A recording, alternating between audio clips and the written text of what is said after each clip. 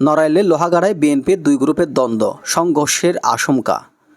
নড়াইলে লোহাগাড়ায় পৌর বিএনপির সভাপতি ও উপজেলা বিএনপির সাধারণ সম্পাদকের মধ্যে বিরোধের জেরে সংঘর্ষ ও পাল্টাপাল্টি হামলার ঘটনা ঘটেছে। পরিস্থিতি উত্তপ্ত থাকায় যে কোনো মুহূর্তে বড় ধরনের সংঘর্ষের আশঙ্কা করছেন স্থানীয়রা। ৭ মার্চ শুক্রবার বেলা ১২টার দিকে নড়াইল জেলা বিএনপির সাধারণ সম্পাদক মোহাম্মদ মনিরুল ইসলাম লোহাগাড়া পৌর বিএনপির লক্ষ্মীপাশা অফিসে দলীয় নেতাকর্মীদের নিয়ে মতবিনিময় করেন। এ সময় পৌর বিএনপির সভাপতি ও সাবেক কাউন্সিলর মোহাম্মদ মিলু শরীফ এবং উপজেলা বিএনপির সাধারণ সম্পাদক ও সাবেক চেয়ারম্যান কাজী সুলতানুজ্জামান সেলিমের মধ্যে বাকবিতণ্ডা দেখা দেয়। খবর পেয়ে কাজী সুলতানুজ্জামান সেলিমের ছেলে রিজভী তার সহযোগীদের নিয়ে ঘটনাস্থলে উপস্থিত হয় এবং চাইনিজ কোরাল নিয়ে হামলার চেষ্টা চালালে উত্তেজনা ছড়িয়ে পড়ে।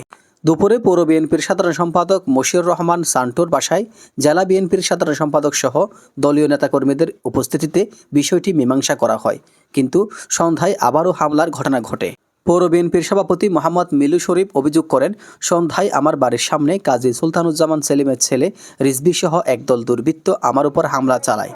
অন্যদিকে কাজী সুলতানুজ্জামান সেলিমের ছেলে রিজভী পাল্টা অভিযোগ করে বলেন, পৌর বিএনপির সভাপতি মিলু শরীফের বাড়ির সামনে ড্রিম হেভেন রেস্টুরেন্টে ছাত্রদলের ইফতার পার্টি ছিল। ইফতার শেষে আমি ও আমার বন্ধুরা তারাবির নামাজের উদ্দেশ্যে বের হলে মিলু শরীফের সন্ত্রাসী বাহিনী আমাদের উপর হামলা চালায়। চান্দা, হাতুড়ি ও হকি স্টিক দিয়ে মারধর করে আমাদের গুরুতর আহত করে। এই ঘটনাকে কেন্দ্র করে লোহাগাড়া বিএনপির মধ্যে চরম উত্তেজনা বিরাজ করছে। বিএনপির নেতাকর্মী ও সাধারণ মানুষের মধ্যে যে কোনো মুহূর্তে বড় ধরনের সংঘর্ষের ঘটনা ঘটতে পারে। উল্লেখ্য, গত 2 মাস আগে লোহাগাড়া বিএনপির একটি র্যালি শেষে পৌর বিএনপির কার্যালয়ের সামনে সংক্ষিপ্ত সমাবেশে বক্তব্য দেওয়া নিয়ে কাজী সুলতানুজ্জামান সেলিম ও মিলু শরীফের মধ্যে বাকবিতণ্ডা হয়।